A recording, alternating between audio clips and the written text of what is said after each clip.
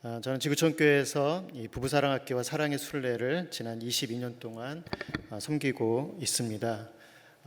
홍성교회에서도 지난 7년간 우리 34가정인가요? 34가정이 교역자 포함해서 참석을 하셨습니다. 네, 홍성교회 우리 성도님들이 저희 교회에 부부사랑학교에 참석하셔서 굉장히 많은 또 은혜를 나누어 주셨어요. 그래서 저희 성도님들도 우리 홍성교회 식구들을 너무 감사하고 있고, 또 홍성교회와는 뗄래야 뗄 수 없는 그런 인연을 맺고 있는 것 같습니다. 특별히 서경철 목사님이 이곳에서 섬기고 계시기 때문에 또 저희와는 마치 형제지간인 그런 사랑을 느끼는 것 같습니다. 여러분, 오늘 말씀을 가지고 퀴즈 하나를 내도록 하겠습니다. 여러분, 사랑은 모든 것을 품는 특성을 갖고 있습니다. 그런데 이 사랑이 품을 수 없는 한 가지가 있습니다. 여러분, 그게 뭘까요? 사랑은 모든 것을 품을 수 있는 특성을 갖고 있지만 한 가지 품을 수 없는 것이 있다면 그것은 무엇일까요? 오늘 본문의 구절을 잘 묵상해 보시면 바로 두려움인 것을 알 수 있죠. 두려움을 품을 수는 없습니다.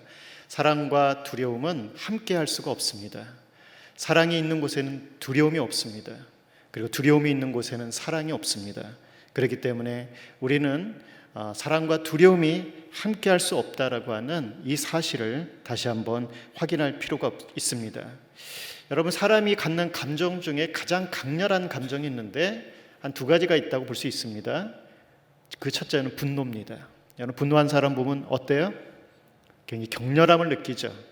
좀 피하고 싶은 그런 마음을 갖게 되어집니다. 또 한 가지가 있다면 두려움이에요. 가장 강렬한 감정이에요. 여러분, 두려움에 사로잡혀 본 적이 있으십니까? 두려움에 사로잡히면 사람이 어떻게 돼요? 얼어붙죠.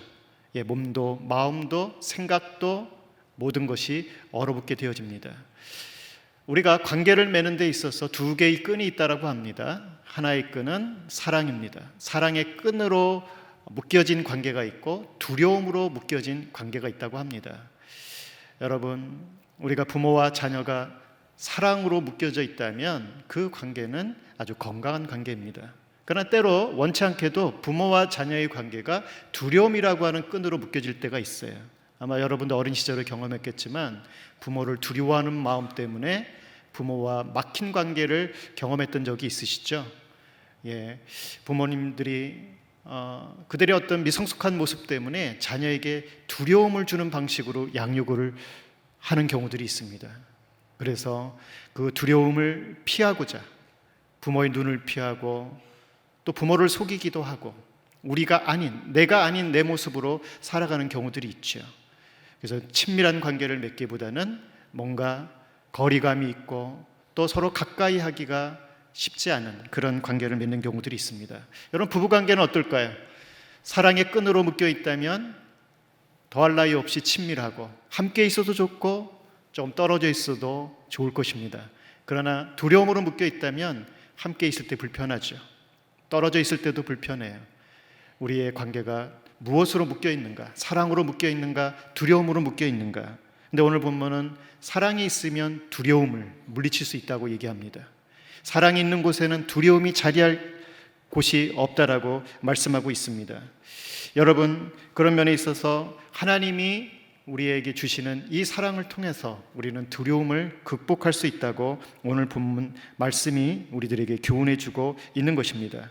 그런 면에 있어서 오늘 이 본문에 등장하는 온전한 사랑이 두려움을 물리친다고 했는데 그 온전한 사랑이 무엇인가를 함께 나누고자 합니다.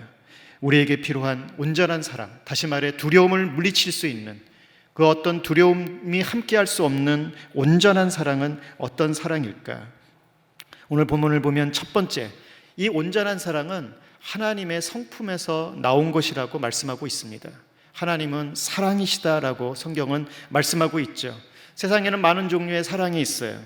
예를 들면 어머니의 사랑, 참 좋죠. 친구의 사랑, 또 선생님의 사랑, 그리고 연인의 사랑. 여러분, 이 수많은 종류의 사랑이 있지만 그 어느 것도 사랑의 원천은 아닙니다. 사랑의 원천은 아니에요. 일종의 사랑의 지류에 불과한 것이에요. 진정한 사랑, 사랑의 원천은 하나님이라고 성경이 말씀해주고 있습니다. 왜냐하면 그분 자신이 사랑이기 때문에. 요한일서 4장 7절 보면 사랑하는 자들아 우리가 서로 사랑하자. 사랑은 하나님께 속한 것이니, 이렇게 말씀하고 있죠. 사랑은 하나님께 본래 속한 것이에요. 사랑하는 자마다 하나님으로부터 나서 하나님을 알고 사랑하지 아니하는 자는 하나님을 알지 못하나니 하나님은 사랑이심이라. 우리 곁에 계신 분에게 한번 고백해 볼까요? 하나님은 사랑이십니다. 예, 그렇습니다. 하나님이 사랑이세요. 그분 자체가 사랑이세요. 여러분, 하나님이 세상을 창조하실 때 어떻게 창조하셨을까요? 사랑으로 창조하셨죠. 그래서 만물을 보십시오.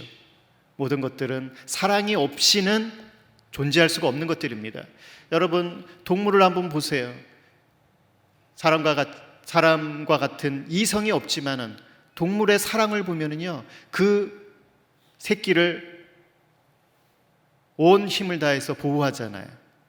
그죠? 어떻게 동물이, 하나의 작은 동물이 저렇게 새끼를 사랑할 수가 있을까? 그건 하나님이 주신 거예요.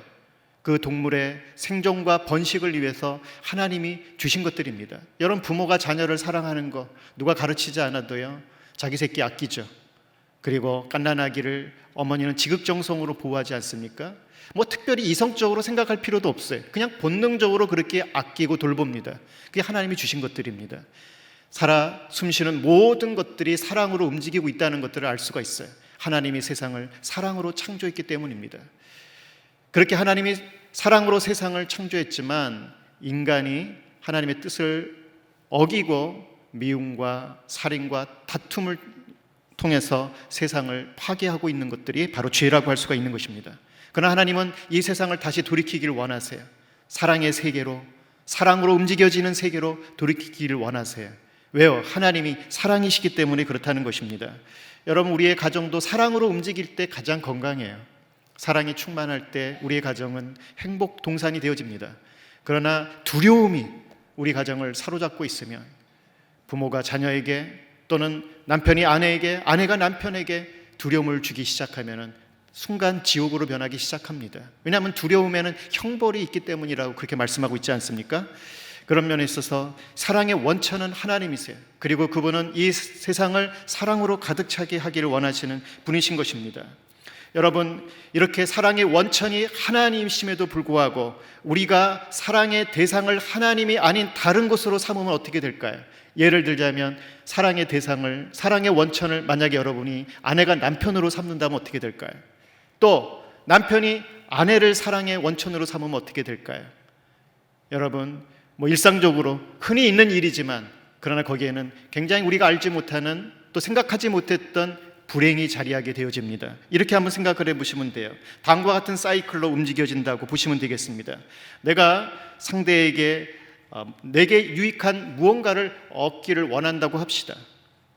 그런데요, 상대가 그것을 충분히 채워줄 수 있을까요? 그렇지 못하죠.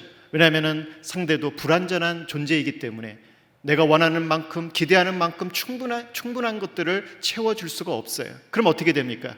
그 기대만큼 실망하게 되어지죠. 또 상대방은 내가 기대했던 것들을 채워주지 못한 것들로 인해서 죄책감을 갖게 되어집니다. 그리고 다음부터는 무엇인가를 요구할 때, 또는 요구한다고 생각되어졌을 때, 그때는 채워지지 못할 것에 대한 또 죄책감으로 인해서 고통을 겪을 것으로 인한 그런 예상되는 결과로 인해서 두려움을 갖게 되어지는 거예요. 이렇듯이 사랑의 진정한 원천이 아닌 누군가에게, 어떤 대상에게 우리가 사랑을 구하게 될 때 결과적으로 우리는 두려움을 갖게 되어진다는 것입니다. 여러분, 그것이 일상적으로 가정 안에 나타나는 모습이에요.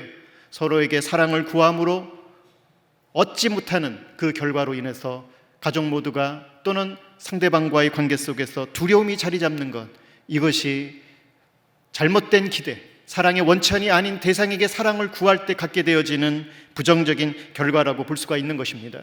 하나님은 우상을 숭배하는 것을 원치 않으세요. 그렇기 때문에 우리가 하나님 아닌 다른 대상에게 사랑을 구할 때 하나님은 그것을 기뻐하지 않으세요. 왜요? 오직 하나님께만 우리는 사랑을 구할 수 있습니다. 또 하나님만이 완전한 사랑을 우리에게 줄 수가 있는 분이십니다. 그렇지만 우리가 하나님 아닌 다른 대상에게 사랑을 구할 때 그는 우리의 우상이 돼, 다시 말해서 내 기대를 만족시켜줘야 될 어떤 대상이 되어지는 것입니다. 그러나 우상은 하나님과 같은 존재는 아니에요. 완전한 존재가 아닙니다. 그렇기 때문에 우상은 결국 우리를 실망시킬 수밖에 없다는 것입니다. 사랑하는 여러분, 그렇지만 우리도 때로는 하나님을 우상처럼 대할 때가 있어요. 하나님은 내 기대를 만족시켜줘야 될 어떤 분으로 그렇게 여길 때가 있습니다. 그러나 그렇지 않아요. 하나님은 우리에게 필요한 모든 것들을 제공해 주시되 우리의 탐욕까지 만족시켜주는 분은 아니세요. 진정한 사랑은 인격적인 사랑이고, 그것은 공의와 사랑이 균형을 잡은 그런 사랑이라고 할 수가 있는 것입니다. 하나님은 우리에게 사랑을 주실 때 조건 없이 주시지만 악한 것을 주지는 않으세요. 또 우리의 욕망을 채워주는 분은 아니세요. 그렇기 때문에 우리가 하나님을 우리의 사랑의 원천으로 삼을 때 우리는 진정한 사랑을 맛볼 수가 있습니다. 그리고 풍성한 사랑을 맛볼 수가 있는 것입니다. 사랑하는 여러분, 가정생활에 있어서 여러분이 진정 사랑을 구해야 되고 또 사랑을 얻어야 될 유일한 대상은 바로 하나님이십니다. 그 하나님이 여러분의 사랑의 대상이고 또 하나님이 여러분에게 진정한 사랑을 주기 시작할 때 우리는 기쁨을 누릴 수가 있어요. 진정한 만족을 얻을 수가 있어요. 그럴 때 우리는 온전한 사람이 되어진다고 성경이 말씀해주고 있는 것입니다. 여러분, 부모가 자녀를 기대하는 것 당연한 것처럼 보이지만 부모가 자녀를 기대하는 그것으로 인해서 자녀가 부담을 가질 수가 있습니다. 저도 어린 시절 우리 어머님이 제가 장남이기 때문에 참 많은 기대를 했던 것 같아요. 너무나도 많은 사랑을 주신 분이지만 저는 불편했어요. 왜냐하면 그 어머님의 사랑 그 뒤에는 저에 대한 어떤 기대가 있었기 때문에 저는 그 어머님의 기대가 견딜 수가 없었어요. 저는 그 기대를 만족시킬 수 없다라는 생각들을 자주 했습니다. 그래서 어머님과의 거리를 두는 경우들이 많이 있었어요. 여러분, 기대하는 사랑, 기대에 근거한 사랑은 진정한 사랑이 아닙니다.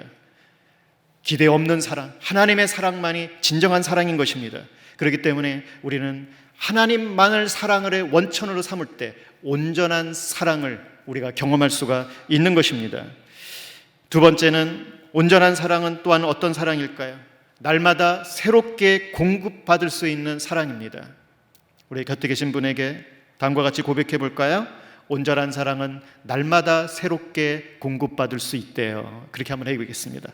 온전한 사랑은 날마다 새롭게 공급받을 수가 있습니다.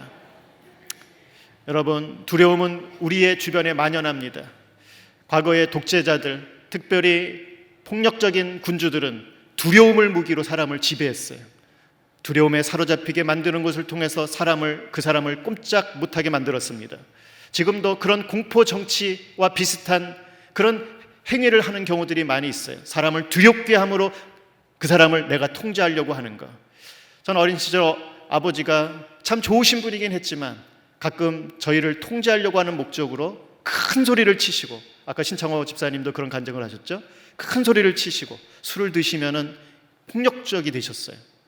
그게 너무 무서웠어요. 그래서 아버지 앞에 꼼짝을 못했어요. 어머니도 그렇고 저도 그렇고 꼼짝을 못했어요. 그래서 아버지의 눈치를 보고 자랐어요.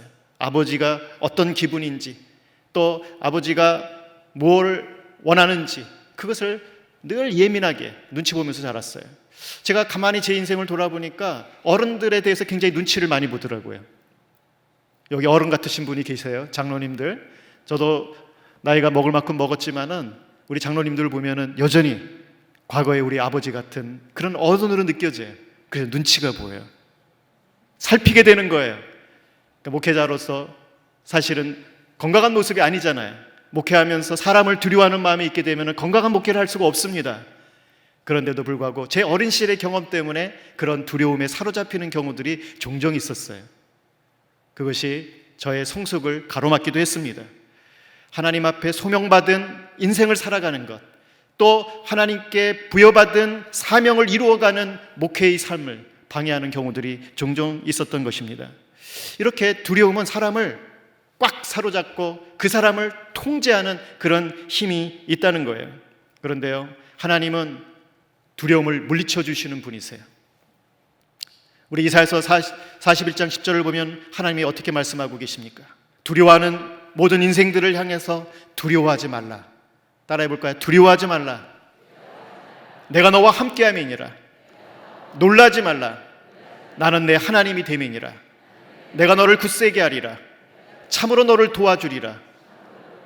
나의 의로운 오른손으로 너를 붙잡으리라. 하나님은 사랑이세요. 그렇기 때문에 우리의 마음속에 두려움이 함께하기를 원치 않으세요. 그래서 두려움을 물리쳐주는 분이세요. 그렇기 때문에 우리는 그분의 온전한 사랑을 힘입어서 두려움을 물리치는 인생, 두려움이 아닌 사랑이 동기가 된 인생을 살아갈 수가 있어야 되는 것입니다. 그런데 그 하나님의 사랑은 과거 어느 시점에 한번 주어지고 끝나는 것이 아니라 날마다 새롭게 주어진다고 성경이 약속하고 있습니다. 사랑하는 여러분, 날마다 우리의 삶을 위협하는 두려움을 이기기 위해서 우리는 날마다 새롭게 공급되어지는 하나님의 사랑을 의지할 필요가 있다는 것입니다. 그래서 사랑은 과거형이 아닙니다. 또 사랑은 미래형도 아닙니다. 사랑은 현재형이에요. 사랑은 현재형이에요. 지금 주어지는 것들입니다. 하나님의 사랑도 지금 여기에서 주어지는 사랑이라고 성경이 말씀하고 있는데, 우리가 잘 아는 예레미야가 3장 22, 23절을 보면 이렇게 표현하고 있습니다.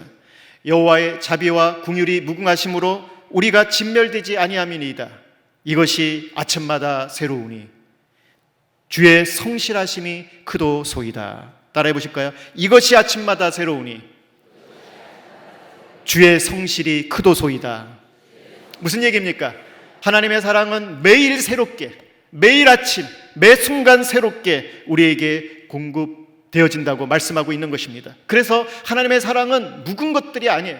신선한 것들이에요. 오늘 내 마음을 채워주는 마치 신선한 공기와 같은, 또는 생수와 같은 신선하고 아주 건강하고 활력 넘치는 것이라고 성경이 말씀해주고 있는 것입니다.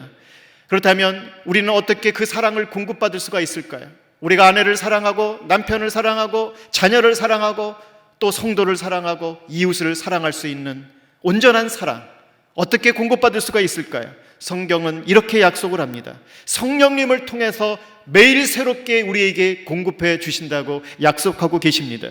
로마서 5장 5절 이렇게 말씀합니다. 소망이 우리를 부끄럽게 하지 아니함은 우리에게 주신 성령으로 말미암아 하나님의 사랑이 우리 마음에 부은 바 되매니. 우리에게 주신 성령으로 말미암아 하나님의 사랑이 우리 마음에 부은 바 되매니. 성령님께서 우리와 함께 하셔서 하나님의 사랑을 계속 공급해 주신다고 약속하고 계신 겁니다. 여러분, 성령님을 믿으시나요? 그 성령님이 우리 마음에 내주하고 계신 것을 믿으시나요? 그 성령님이 우리에게 하나님의 사랑을 순간순간 공급하고 계시는 것을 믿으시나요? 그렇다면 우리가 사랑이 없어서 내 남편을 돌볼 수 없다고, 내 아내를 돌볼 수 없다고, 내 자녀를 돌볼 수 없다고 하는 것은 믿음 없는 그런 말인 것입니다. 성령님이 우리 안에 계시면 하나님이 공급하시는 그 온전한 사랑을 힘입을 수가 있어요. 그리고 그 사랑으로 나를 때로 불쾌하게 하는 우리의 자녀를 인내하고 돌볼 수가 있어요. 내 아내를, 내 남편을 때로는 내 마음에 드는 행동을 하지 않지만, 내가 원하는 모습을 보여주지 않을 때가 있지만 그래도 사랑할 수가 있어요. 그래도 용납할 수가 있어요. 그래도 축복할 수가 있어요. 그래도 도울 수가 있어요. 어떻게 해요? 하나님께서 성령님을 통해서 완전한 사랑, 온전한 사랑을 오늘도 지금도 이 순간도 공급하고 계시기 때문이라고 그렇게 말씀하고 계신 것입니다. 그래서 에베소서 3장 18절 19절을 보면은 이것을 위해서 우리가 기도해야 된다고, 하나님의 사랑의 공급 얻기를 위해서, 공급받기를 위해서 순간순간 기도해야 된다고 말씀하고 있습니다. 능히 모든 성도와 함께 지식에 넘치는 그리스도의 사랑을 알고 그 너비와 길이와 높이와 깊이가 어떠함을 깨달아. 자, 알고 깨달아 하나님의 모든 충만하신 것으로 너희에게 충만하게 하시기를 구하노라. 그 사랑이 우리 안에 충만하도록 구하라고 그렇게 말씀하고 계신 것입니다. 여러분 안에 하나님의 사랑이 성령님을 통해 날마다 새롭게 신선하게 꼭 필요할 때 공급되어지도록 그렇게 기도하고 계시나요? 만약 우리 교회가 그렇게 기도하고 있다면, 우리 홍성교회가 모두가 함께 하나님의 사랑으로 우리의 마음을 채워달라고, 그래서 성도를 사랑하고 이웃을 사랑하고 가족들을 사랑할 수 있게 도와달라고 하나님께 기도하고 있다면, 우리는 두려움이라고 하는 끈으로 관계를 맺는 것이 아니라 사랑이라고 하는 끈으로 친밀한 관계, 그리고 축복이 되는 관계를 맺어갈 수 있을 줄로 믿습니다. 아마 여러분은 그렇게 기도하고 계시겠죠?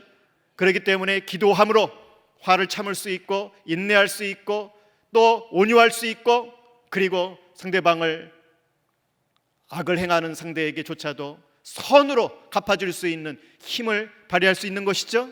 하나님의 사랑에 공급을 얻으면, 그 사랑을 구하게 되면 하나님은 우리에게 공급해 주실 뿐만 아니라 그 사랑의 능력을 따라 살아갈 수 있도록 은혜를 입혀주는 줄로 믿는 것입니다. 사랑하는 여러분, 인간관계에 있어서 이 사랑이 아닌 두려움의 지배를 당하는 경우를 보면은 이런 이유 때문에 그런 것 같아요. 분명히 하나님께서는 사랑을 공급해 주시겠다고 약속하고 계시지만 내 힘을 의지하는 거예요. 내 능력을 의지하는 거예요. 내 지혜를 의지하는 거예요. 여러분, 글쎄요, 언제 그럴까요? 우리가 한번 생각을 해보시면 그런 경우들이 종종 있다는 것을 여러분이 아실 거예요. 저는 부부관계를 주로 치유하는 사역을 하고 있기 때문에 많은 부부들을 상담을 합니다. 많은 부부들과 함께 훈련을 합니다. 많은 남편들이요, 경제력이 있을 때, 또 직장 생활을 할 때는 좀 당당해요. 뭐 좋은 직장이든 그렇지 못한 직장이든 그래도 나가서 돈을 벌고 월급을 받고 그 월급을 가지고 가족들을 돌볼 수 있을 때는 굉장히 당당해요.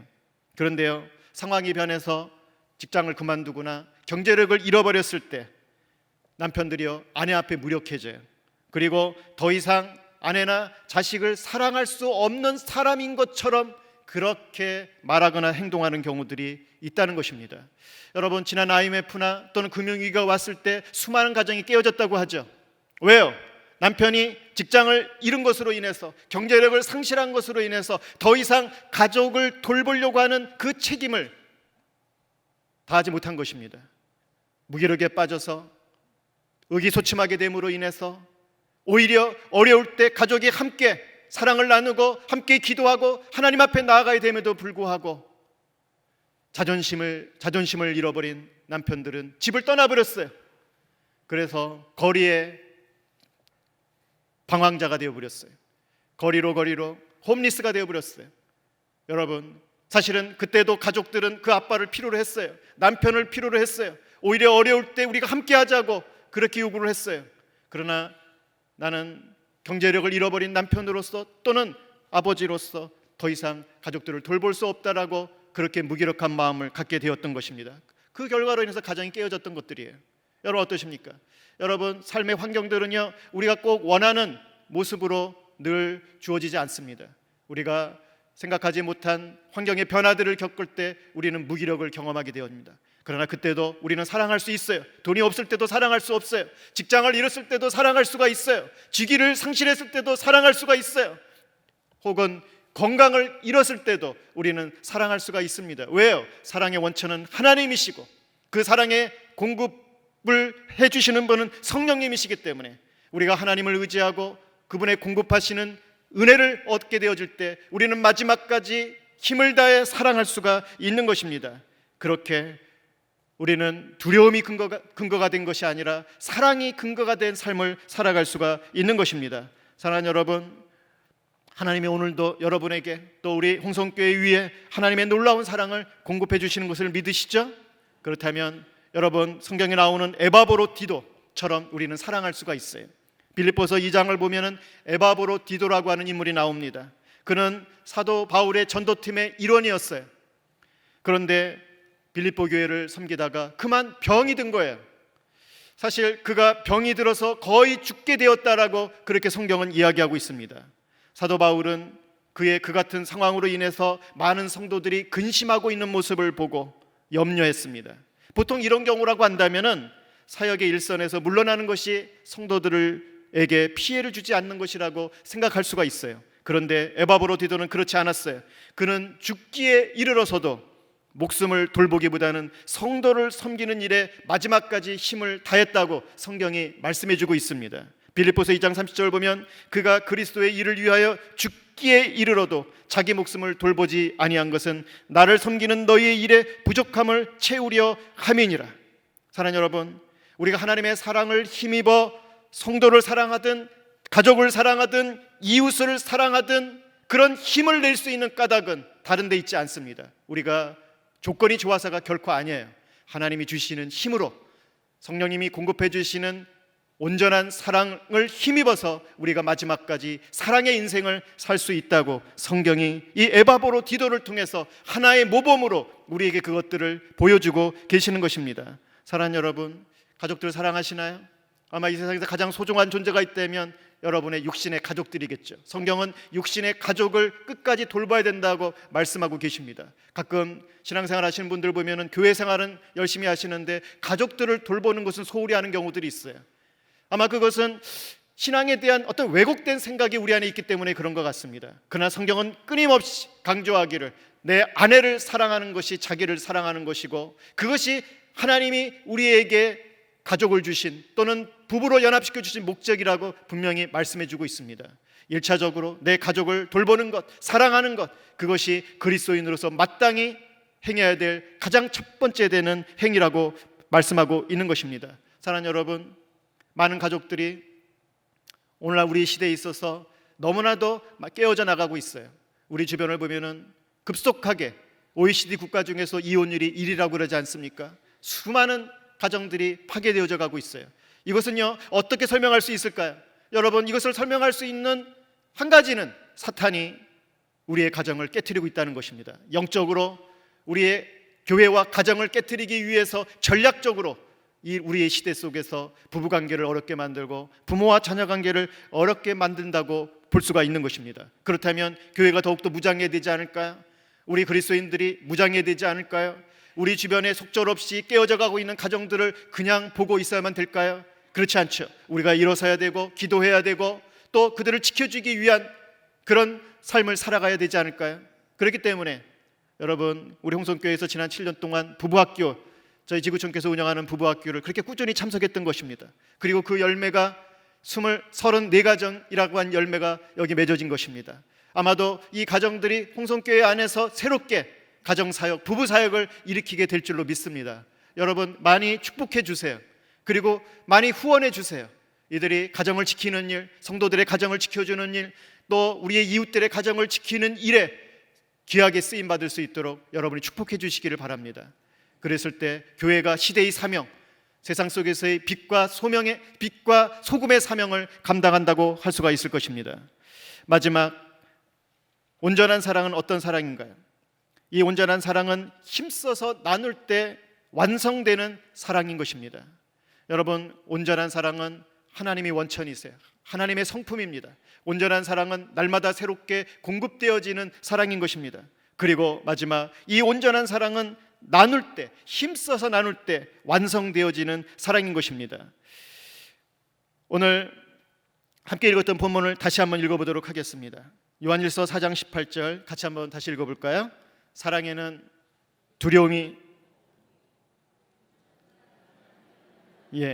한번 읽어주시겠습니까?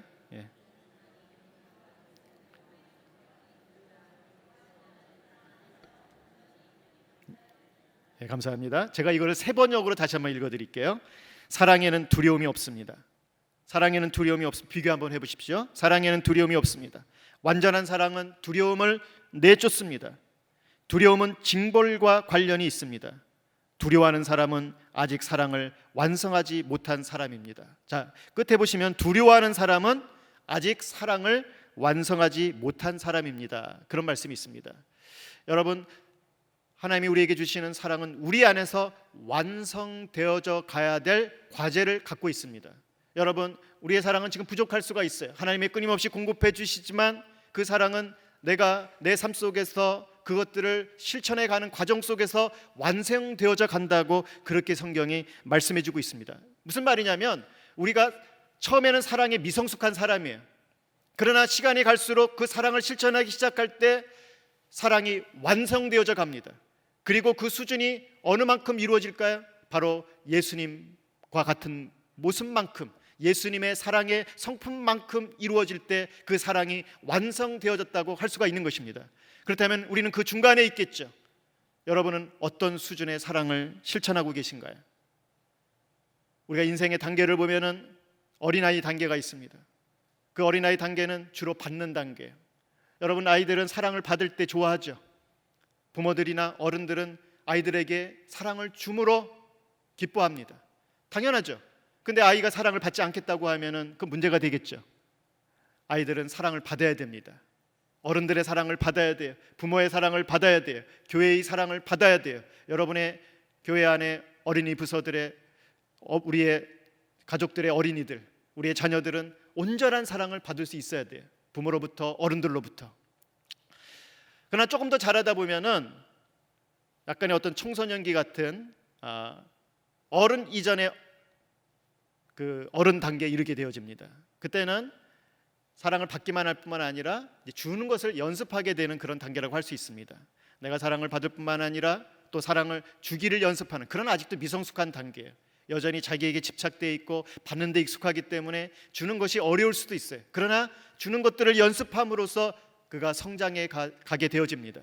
이제 우리가 어른이 되어지고 부모가 되어지면은 어떻게 할 수 있을까요? 조건 없이 주는 것들을 연습하게 되어집니다. 물론 그것도 쉽지가 않아요. 그러나 연습하면 연습할수록 그 사랑의 깊이를 깨닫게 되고 그 사랑의 축복을 누리게 되어지고, 그러면서 우리의 인격적인 성숙을 이루게 되어집니다. 그런데 가만히 보면은 우리가 사랑을 주는 데 있어서나 사랑을 하는 데 있어서 어른이 됐음에도 불구하고 충분히 성숙하지 못한 분들이 있어요. 그래서 교회 안에도 보면은 어른에도 불구하고 받기만을 원하는 분들이 있어요. 주면서 아까워하는 분이 있어요. 주면서 계산하는 분들이 있어요. 그것은 어른임에도 불구하고 아직 사랑에 성숙하지 못한 단계예요. 그런 분들이 교회 안에 많다면은 굉장히 힘들겠죠. 어른인데 받기를 원하고 주면서도 계산을 하고 있으면은 불편하겠죠. 이런 어른들이 교회에 가득 차 있다면 그 교회는 아주 미성숙한 단계, 사랑에 있어서 아주 미성숙한 단계에 머물러 있는 그런 교회라고 볼 수가 있는 것입니다. 그러나 우리가 조금 더 성숙하게 되면은 이제 부모가 되고 교회 안에 원로라는 것은 이미 자식을 다 키워서 출가시키고 이제는 여유가 있어서 자녀가 아닌 또 다른 사람들을 돌볼 수 있는 그런 단계에 있는 분들을 얘기합니다. 여기 장로님들 또 권사님들이 계시지만 바로 교회 안에 원로들이십니다. 젊었을 때는 내 자식 키우는 게 바빴어요. 그러나 이제 자식을 키우고 나서 여유가 생겼다면 이제는 교회 안에 내 자식과 같은 연약한 자들을 돌볼 수 있어야 돼요. 그것이 바로 원로들이라고 할 수가 있는 것입니다. 교회 안에 성숙한 원로들이 많으면은 온전한 사랑을 그분들을 통해서 배울 수가 있어요. 아낌없이 주는 사랑, 젊은이들 또 어린 자녀들을 내 자식은 아니지만 내 자식처럼 돌보는 그런 원로들을 통해서 교회 안에 진정한 예수님의 사랑, 하나님의 사랑이 어떠한 것인가를 우리 젊은이들이 보고 배울 수가 있는 것입니다. 그것이 성숙한 교회의 모습이에요. 이렇게 사랑은요, 어린이 단계에 있어서는 받는 것으로 시작해요. 주면서 성숙하게 되어집니다. 물론 아까운 마음이 들지만 그것을 넘어서서 아낌없이 주기 시작할 때 우리는 어른이 되어집니다. 그리고 나와 별로 상관이 없는 사람에게조차도 내 자식처럼 돌볼 수 있다면, 줄 수 있다면 그것이 원로의 사랑이라고 할 수가 있는 것입니다. 바로 예수님의 사랑이 그와 같은 사랑이었어요. 사랑 여러분, 나는 어떤 성숙의 단계에 있을까요? 어린이 단계일까요? 아니면 청소년의 단계일까요? 어른의 단계일까요? 또는 부모의 단계일까요? 아니면 원로의 단계일까요? 저는 여러분 모두가 어른과 또 부모와 그리고 원로의 단계까지 성숙하게 되기를 바라겠습니다. 그랬을 때 홍성교회는 그야말로 사랑이 넘치는 교회가 되어지겠죠. 그랬을 때 세상 사람들은 홍성교회를 보고 예수님이 어떠한 분인가를 알게 되어지겠죠. 이것이 바로 힘써서 우리가 사랑을 나눌 때 완성되어져 가는 모습이라고 할 수가 있는 것입니다. 여러분, 사랑은 완성되어져 가야 돼요. 주면서 또 나누면서 완성되어져 가야 돼요.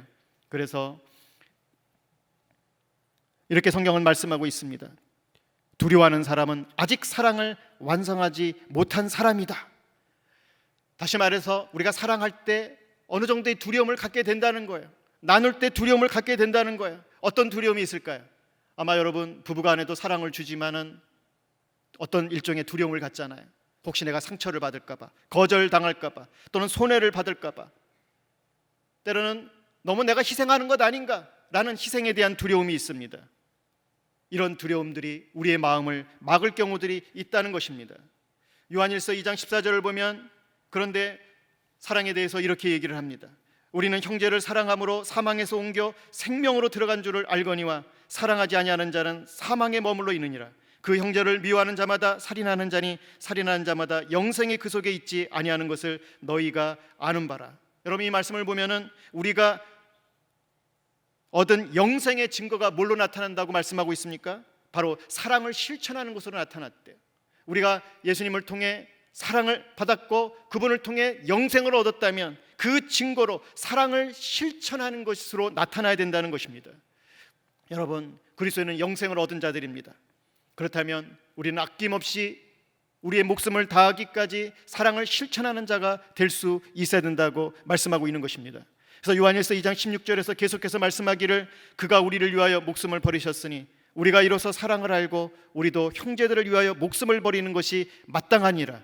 마땅하다고 얘기하고 있어요.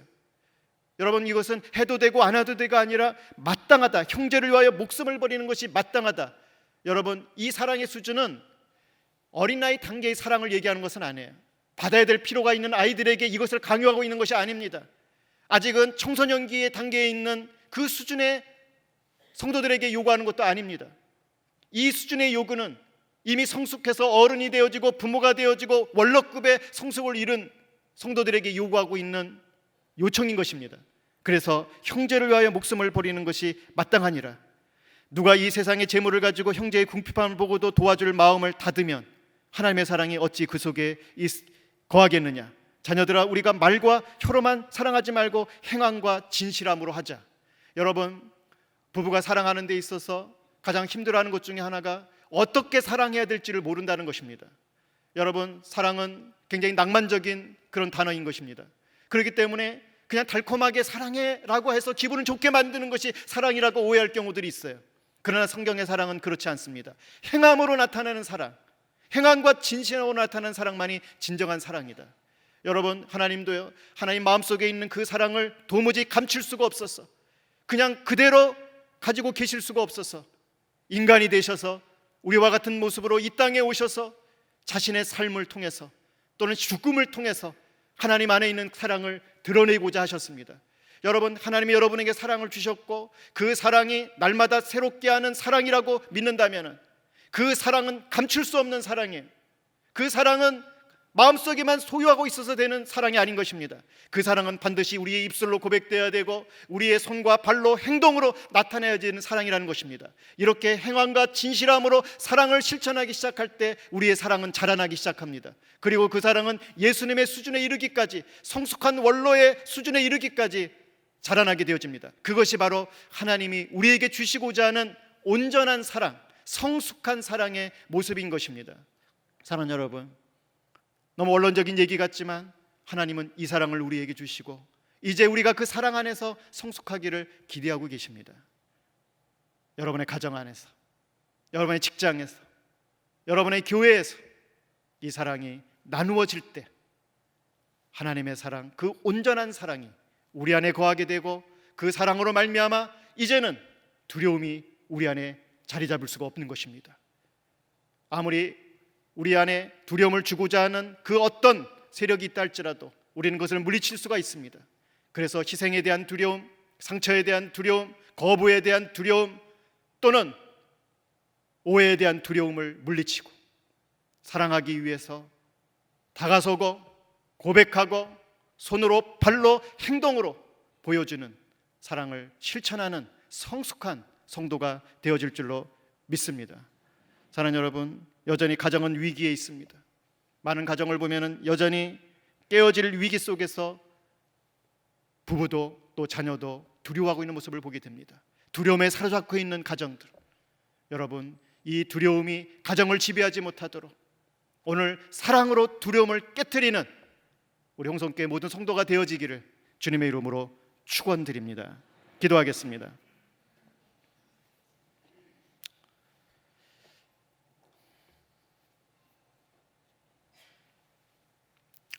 우리 잠시 한번 기도하겠습니다. 사랑하지만 여전히 어떤 두려움이 여러분 마음을 사로잡고 계신 분은 안 계십니까? 저는 최근에 지음 모임을 인도하면서 한 남편의 가슴 아픈 호소를 들은 적이 있어요. 그 내용인즉 아내가 이혼하자고 그랬어요. 청천벽력 같은 이야기였습니다. 아니 내가 뭐가 문제라고 그런 소리를 들어야 되나?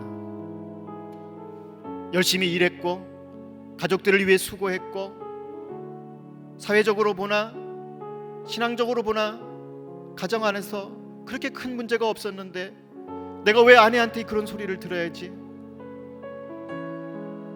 자존심이 상했습니다. 그러다 두려움이 몰려왔어요. 만약 내가 이혼하게 되면 나는 어떻게 될까? 나는 실패한 인생이 되는 것은 아닐까? 내가 그동안 쌓아오고자 했던 것들, 그 모든 것들이 허물어지는 것은 아닐까? 그러면서 아내가 원망스럽기도 했어요. 도대체 이 사람이 왜 나한테 이혼하자고, 왜 그런 소리를 거침없이 한 것일까? 슬펐고 비참했고 그리고 두려웠습니다. 그러면서 알게 모르게 그 남편의 마음속에 두려움이 자리 잡기 시작했어요. 그 이야기를 들으며 너무 가슴 아팠습니다. 그렇지 않아요? 우리 남성들, 우리 아버지들, 우리 남편들 열심히 일한 죄밖에 없잖아요. 열심히 수고한 죄밖에 없잖아요. 교회에서나 직장에서나 가정에서나 나름 열심히 한 죄밖에 없잖아요. 그런데요, 반대로 아내 이야기를 들어보면은 나름대로 납득이 되어집니다. 도무지 내 남편은 내 마음을 알아주려고 하지 않아요. 소통이 되지 않아요. 아무리 내 마음을 호소해도 들어주지 않아요. 너무 가슴 아파요. 외로워요. 그래서 내 남편에게 자극이 되도록 이혼하자고 했던 거예요. 실은 그건 아니었어요. 이혼하고 싶은 마음이 있는 것은 아니었어요. 꿈에도 그런 생각을 하지 않았어요. 그러나 너무 안타까웠기 때문에, 내 마음을 몰라주는 내 남편 너무 서운했기 때문에 어떻게 하든지 흔들어서라도, 그 마음을 흔들어서라도 내 마음 알아줄 수 있도록 깨우기 위해서 그런 말을 했던 것인데, 그것이 남편에게 그렇게 마음 아픈 얘기가 될 줄 몰랐어요. 내 남편을 그렇게 흔들 줄 몰랐어요. 그렇게 힘들게 할 줄 몰랐어요. 저는 그 얘기를 들으면서 함께 가슴 아파했습니다.